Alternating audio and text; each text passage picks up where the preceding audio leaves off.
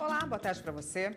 O julgamento da ação que pede a cassação da chapa Dilma Temer entrou no terceiro dia no Tribunal Superior Eleitoral. Quem acompanhou e tem as informações da sessão dessa manhã é o repórter Gabriel Ciafrei. Boa tarde, Gabriel. Boa tarde para você, Érica. Boa tarde a todos. A terceira sessão do julgamento foi de muito debate entre os ministros do Tribunal Superior Eleitoral. Entre os principais assuntos discutidos por eles estavam o julgamento conjunto das preliminares e também do mérito das 3 ações que pedem a cassação da chapa Dilma Temer lá no TSE. Além disso, eles também discutiram sobre a possibilidade de inclusão de novas provas, entre elas as obtidas junto à Odebrecht e também de depoimentos de executivos da empresa. Vamos acompanhar agora na reportagem como foi essa terceira sessão de julgamento na manhã desta quinta-feira. Na abertura, o presidente do TSE, ministro Gilmar Mendes, fez um resumo do dia anterior do julgamento. E o primeiro a falar foi o ministro Napoleão Nunes Maia Filho, que ressaltou que todos estavam ali para analisar as eleições de 2014 e que não há necessidade de ampliar o escopo da ação. Vamos definir o objeto. Se o tribunal entender que é possível aditar o objeto da inicial, eu estou de acordo.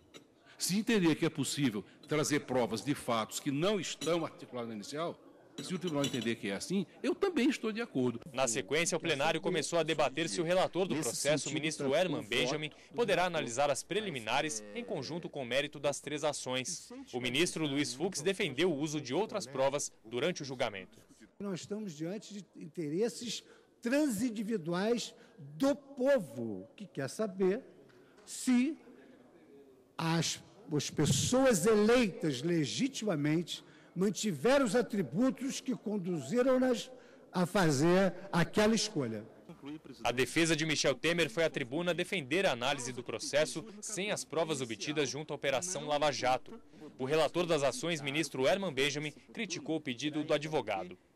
O que está querendo a defesa, com todo o respeito, fazer aqui é levar o corpo probatório à autópsia ainda vivo. Eu não apresentei a minha análise das provas. A ministra Rosa Weber defendeu que a análise das provas deve ser feita em conjunto com o mérito das ações, por não se tratar de preliminar. Ela também destacou que analisar o conteúdo das provas fica a critério do juiz e que somente as ilícitas não podem ser analisadas.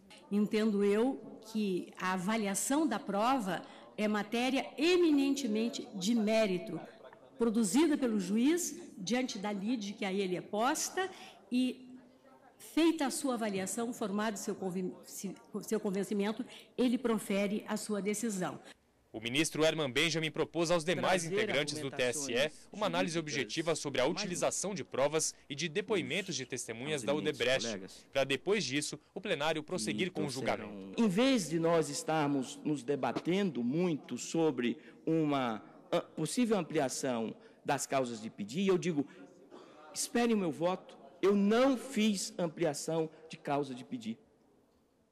Mas, já que estamos discutindo, então vamos encerrar de uma maneira objetiva essa discussão.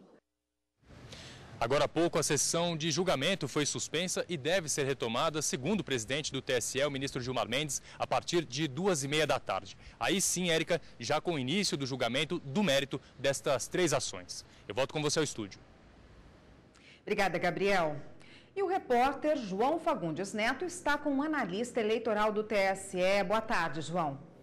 Olá, Érica, boa tarde a todos. A expectativa maior aqui é que o ministro relator Herman Benjamin conclua o voto ainda nesta sessão que começa às 2h30 da tarde. Fernando, o ministro vai começar a introduzir o voto e a partir dele qual a ordem, quais outros ministros também vão votar?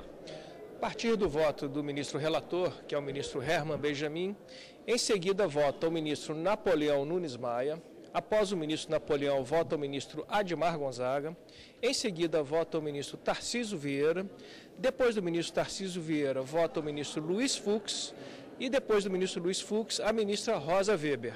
O presidente, ministro Gilmar Mendes, tem voto no processo e, pelo regimento do tribunal, ele exatamente é o último ministro a proferir o seu voto. Agora, como você prevê a divisão e a administração do tempo? Só o relator gasta toda essa sessão que começa à tarde para apresentar o voto. Algum outro ministro também deve votar agora nesse período de 2h30 até 6 da tarde, ou a gente estende aí até a noite?